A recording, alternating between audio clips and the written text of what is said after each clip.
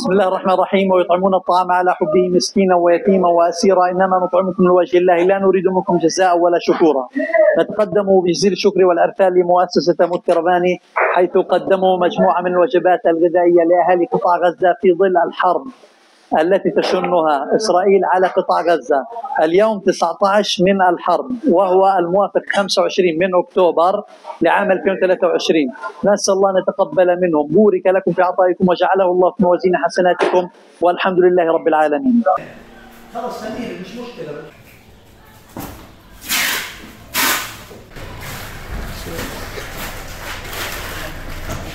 نقوم بتسليم هذه الأدوية لأحد المستشفيات الطبية التي تبرعت بها مؤسسة وقف الأمل.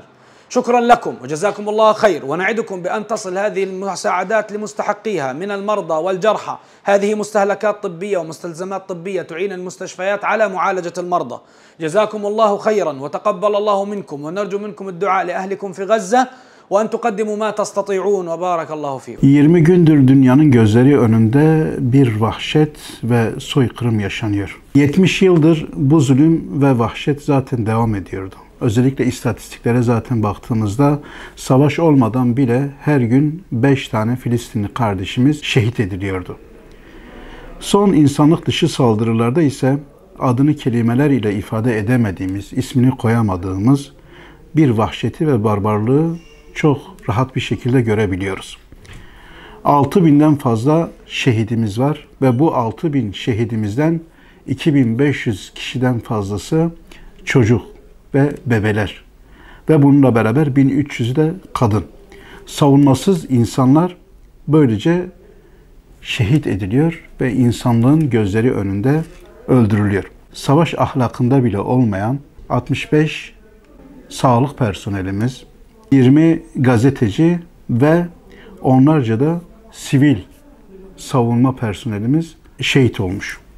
130 çocuğumuz ise şu an solunum cihazlarına bağlı ve elektriklerin olmayışından dolayı ölümle burun buruna. Böylesine bir vahşet yaşanıyor. Orada elektrik yok, yakıt yok, su yok, gıda yok ve oradaki kardeşlerimiz toplu bir şekilde imha edilecekmiş gibi bir soykırıma tabi tutuluyorlar.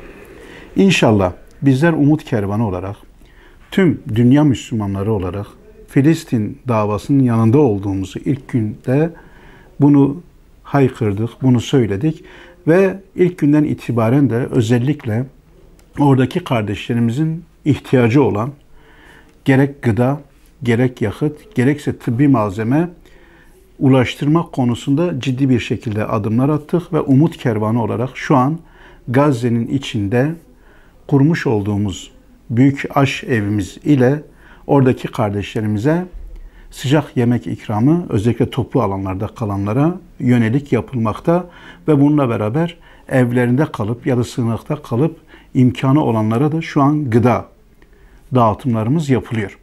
Ve bununla beraber hastanelere ilaç desteği ve özellikle ambulans ve hastanelerdeki jeneratör yakıtını da karşılamak için yakıt yardımlarımız yapılıyor.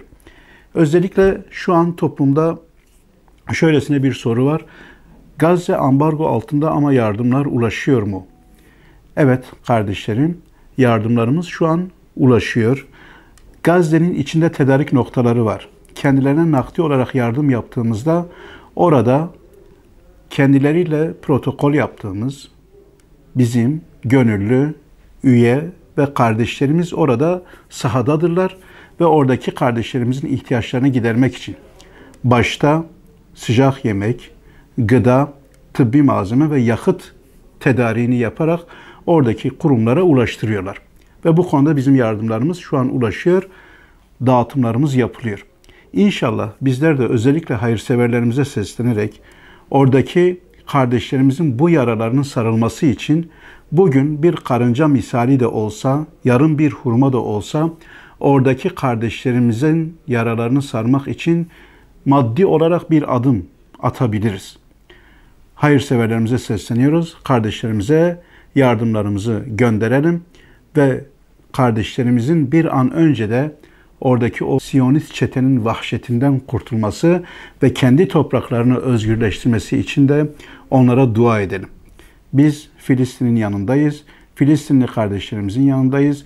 Onların bu haklı davasını savunuyoruz. Haklı davaların da galip geleceğini biz bütün dünyaya da haykırmak istiyoruz.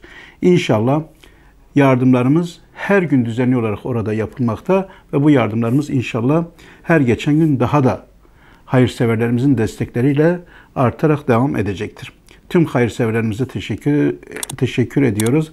Rabbim kendilerinden razı olsun.